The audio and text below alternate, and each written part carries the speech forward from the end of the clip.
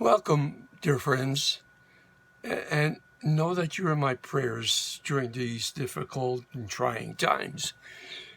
So quickly, but surely not quickly enough, the whole world is shutting down because of the volatile virus that keeps spreading like wildfire.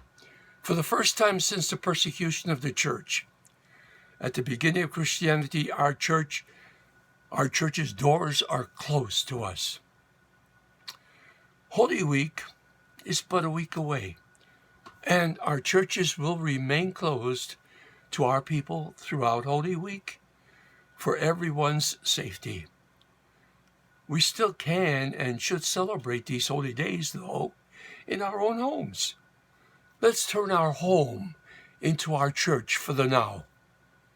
Gather as a family and share the reading of the Passion and Death of Jesus and do the Stations of the Cross together.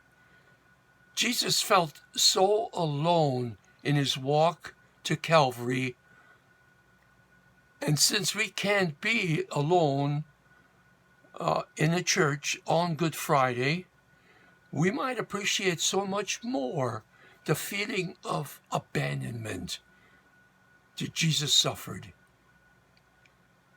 And as far as Easter, a feast of hope. Let it be that. Feeling that there's an end to this plague that we are suffering. And yes, thank God, many churches are live streaming all these different services. The priest is all by himself, but maybe just a few assistants to do these services, but he's streaming them into our homes. And we're lucky that way, that at least we could see the action of these fabulous Holy Week days. Our priests are at the altar alone, without their flock, which is sad. But at least they're standing there for us and praying for us in our name. Now, we will miss the greatest gift that Jesus has ever given us, but when we are again able to receive Holy Communion, oh, how we will appreciate this sacred gift. The Gospel for the fifth Sunday of Lent is a story about Jesus' friend Lazarus being raised from the dead after being in his grave for 4 days. Now, Jesus knew that what he was about to do would cost him his life, and yet it didn't stop him from raising Lazarus from the dead.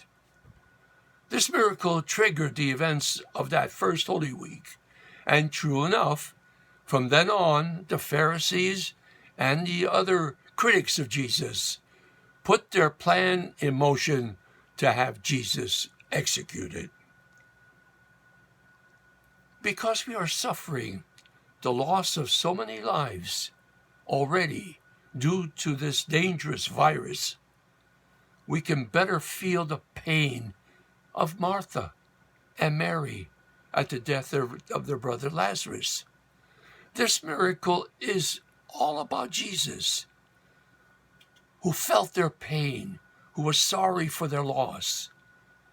And it's the same Jesus who feels our pain. The same Jesus in whom we go to whom we go in our present need. Recall what he said to Martha. I am the resurrection and the life. Those who believe in me, even though they die, will live. And everyone who lives and believes in me will never die. And Martha comes back with, yes, Lord, I believe this. And together they walk to the tomb. And we're told that Jesus wept. And then in a loud voice, he said, Lazarus, come out. And to the amazement of everyone, Lazarus walks right out of his tomb. What Jesus did for Lazarus and his sisters is a wonderful reminder that life that Jesus is the source of all life, that life is a sacred gift, and that we are a resurrection people. God has never stopped loving us, and he never will.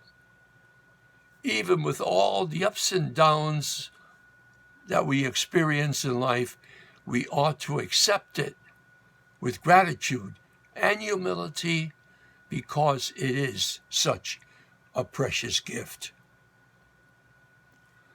We have much more time on our hands right now for prayer and family. Hopefully we will slow down and be more present to the family. The family, after all, is our greatest treasure. Let's pray for the good health of all our families. Though we are very unhappy about the crisis in our world today, but let's show our love and concern for the health and the safety, the welfare of everyone else too. We can reach out with our prayers for those who are hurting in so many ways, especially those afflicted by the coronavirus. So stay at home and keep a safe distance from others if you have to go outside the home. God bless you and your families.